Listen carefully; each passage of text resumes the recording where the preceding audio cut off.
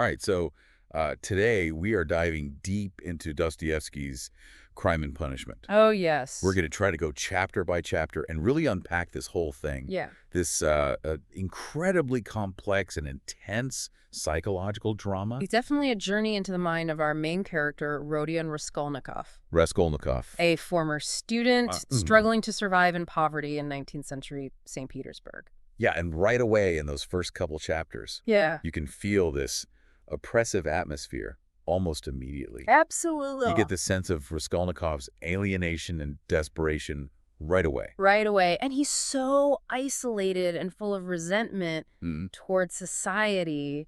And he's harboring this very dangerous idea. And that's what drives the whole narrative. Yeah. This idea that he is somehow above conventional morality and law. He fixates on figures like Napoleon. Oh, wow. As proof that some people are exempt from ordinary rules. So he's already trying to justify his actions. Yes. Even before he commits the crime. It's like he's trying to convince himself. Absolutely. As much as anybody else. Totally. And this leads him to believe that murdering this pawnbroker, Alyona Ivanovna, yes, right, would be a justifiable act. Wow. Because he sees her as this parasitic figure. So walk us through the actual crime. Okay, so Dostoevsky does a masterful job building this suspense. Yeah. You see Raskolnikov planning meticulously, casing the apartment. Oh, wow. Practicing with an axe.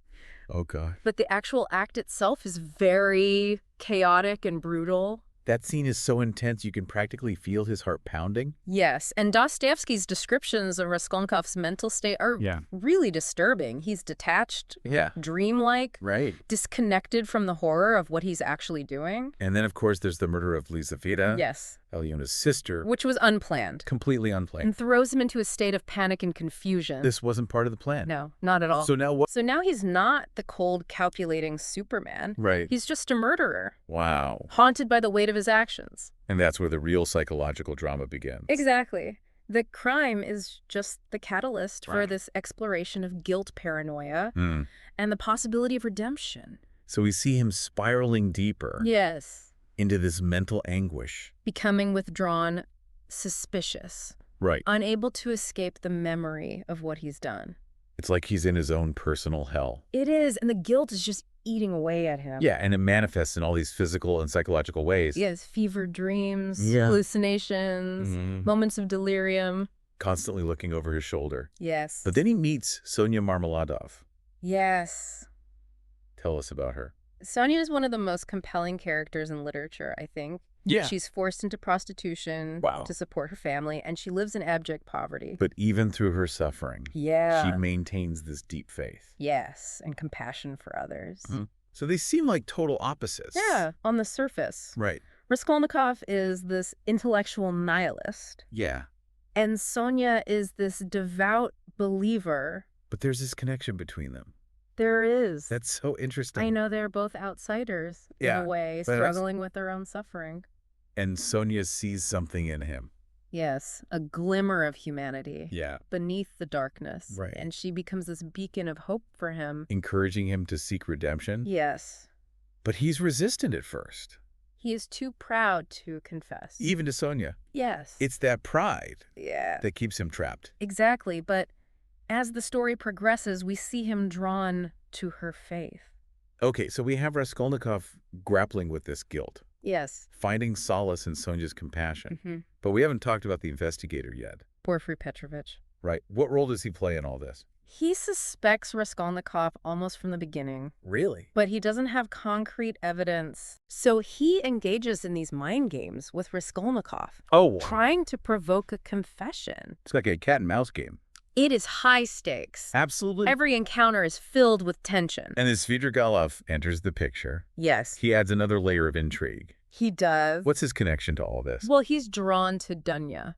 Dunya, Raskolnikov's sister. Yes, but his intentions are not honorable. Okay. He represents temptation, the allure of darkness, self-gratification. Yeah, and he knows about Raskolnikov's crime. He does. Which gives him power over him. It does. And what about Dunya herself? Yeah. What's her role in all of this? Well, she's strong and independent, but she's in a vulnerable position. She's engaged to Luzhin. Luzhin. Who is manipulative and controlling. He's the opposite of Sonia. He is the worst of society. Wow. The pursuit of wealth and status above all else. Yeah. And Raskolnikov sees through his facade. So we are deep in this web of relationships now. And all these characters are influencing each other. Yes, pushing him closer to the edge. Wow. This is great. Dostoevsky really knows how to weave it all together. He does. It's an intricate tapestry of human drama. And we are just getting started. This is where it gets really interesting. I can't wait to see how it all unfolds. Buckle up. Okay. Dostoevsky is about to take us on a wild ride. Right. So as we go deeper into Crime and Punishment, the psychological torment that Raskolnikov is going through really becomes even more... like visceral, almost. Visceral. Like you can just feel it. Yeah, and one of the scenes that really exemplifies that is when Raskolnikov goes to Sonia and asks her to read the story of Lazarus rising from the dead. Oh, wow. Okay, so why that story? Right. What's the significance there? It's symbolic. You know, Raskolnikov sees himself as spiritually dead. Right. He's consumed by all this guilt and self-loathing. Yeah. He's longing for resurrection, for a way to cleanse his soul. So he's looking to Sonia with her faith as a guide. Exactly. On this path to redemption. But there's this added element of secrecy. Oh, right, because someone is listening in? Yes. Svidrigailov of course is in the next room overhearing everything. Oh, gosh, it's like this added layer of unease. Yeah, it really adds to that paranoia. Like he can't escape this feeling of being judged. Right. His guilt is like a tangible presence. Yeah. Haunting him. Classic Dostoevsky. Yes. Always keeping us on edge. And then Raskolnikov gets a summons from Porfiry Petrovich. Right, to discuss some pond watch or something. Supposedly. But of course we know it's much more than that. Oh yeah, this is another round of their psychological duel. Right. Porfiry's just trying to get a confession out of him. He almost does it. Really? Raskolnikov is right on the verge of breaking down. Wow. But then this workman, Nikolai, I think his name is, bursts in and confesses to the murders. Oh my gosh, what a twist. Right. So is he covering for someone? We don't know. Or is this like part of Porfiry's plan? Maybe. So many questions. Dostoevsky keeps us guessing. Yeah. But for Raskolnikov, it's only a temporary reprieve. Right, because he still has to live with what he's done. The guilt is still eating at him. And then we have Marmeladov's memorial dinner. Yes, Sonia's father. Right, who really introduced us to this world of poverty. His death is such a stark reminder Yeah. of the brutal realities of life. In 19th century Russia, for sure. And the dinner itself is so chaotic. Like a microcosm of all these societal ills. Exactly. Poverty, inequality, moral decay. And it's in this setting Yes. that Luzhin decides to strike. Oh, yes. Luzhin's still bitter about the broken engagement. With Gunya. Accuses Sonia of theft. Oh, that's awful. Trying to destroy her reputation. To get back at Raskolnikov. Yeah, he's the worst. Luzhin represents everything that's wrong with society. Right. He's all about social ambition and greed. But his plan backfires. It does, thankfully. Right, because Lebezyatnikov exposes him. A small victory for Sonia. But it doesn't change her situation. No. But it does show, right, that even in these awful situations, there's still good in the world. There is. So amidst all this chaos and moral ambiguity, Raskolnikov reaches his breaking point. He does, and confesses to Sonia. Finally. Yes. This is huge. It is a pivotal moment. He's finally acknowledging the truth. To someone he trusts. Someone who offers compassion. Yes. But it's also terrifying for him. Of course, he's exposed himself completely. And Sonia doesn't turn away. Wow. She listens with empathy. Urges him to turn himself to seek atonement. Yes. It's amazing how Dostoevsky portrays their relationship. I know. Two completely different people. Right. But so connected. United by suffering. And this desire for redemption. Exactly. It's a testament to human connection. Powerful stuff. It really is. So Raskolnikov's confessed to Sonia. He has, but he still hasn't faced justice. Right. The weight of his crimes is still there. But Sonia's support offers some hope. It does. And then there's Svidrigailov. Lurking in the background. His motives still unclear. Very mysterious. This is getting intense. It is. I can't wait to see what happens next. Okay, so Raskolnikov's confessed to Sonia, but he hasn't faced justice yet. Right, but Porfiry Petrovich, he doesn't just disappear. What happens? He goes to Raskolnikov and basically lays it all out. Okay. Tells him that he knows Nikolai's confession was fake. Right. That he's been watching Raskolnikov. Oh, wow. And that he knows he's the murderer. So the game is up. Yeah, but he doesn't have enough evidence to actually convict him.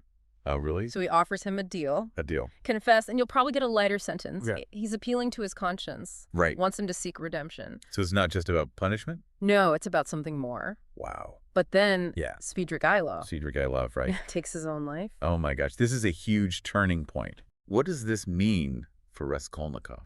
It shows him the consequences of nihilism. Right. Giving in to despair. Svidrigailov represents that path. Yes, the path Raskolnikov could have taken. Wow. Life without meaning or morality. A wake-up call. Yeah. So facing all of this, Raskolnikov has to make a choice. He does. What does he do? He confesses. He confesses to the murder. He goes to the police with Sonia and admits everything. Wow, what a moment. Both relief and fear. Yeah. He's accepting responsibility. And starting this journey toward redemption. Exactly. So what happens to him? He gets 8 years of hard labor in Siberia. Wow. A harsh environment, completely different from his old life. He has to face the reality of his actions. Yes, but he's not alone. Right. Sonia goes with him. She follows him to Siberia. Wow, that's incredible. It is. A testament to her love and devotion. A beacon of hope for him. So even in this darkness, there's light. There is. Does he actually find redemption in Siberia? It's a process. Right. Full of setbacks and moments of growth. Right. At first he's resentful. Yeah. But slowly through Sonia and the hardship, he starts to change. He lets go of his pride. Yes, and embraces forgiveness. So Crime and Punishment is not just a story of crime and punishment. No, it's a journey of self-discovery. Right. The resilience of the human spirit. Dostoevsky takes us deep into the human psyche. Guilt, conscience, the possibility of redemption. It makes you think about morality and justice. It really does. What are your final thoughts on the book? I think Dostoevsky wanted us to ask, Yeah. Is true redemption possible? Even after committing these awful acts. Yes. It's not a simple answer. Right. But we see the power of compassion and love. To give you hope. Yes, even in the darkest parts of the soul. Well, listener, that's our deep dive into Crime and Punishment. A powerful story. It really stays with you. It does. What will you take away from Raskolnikov's journey?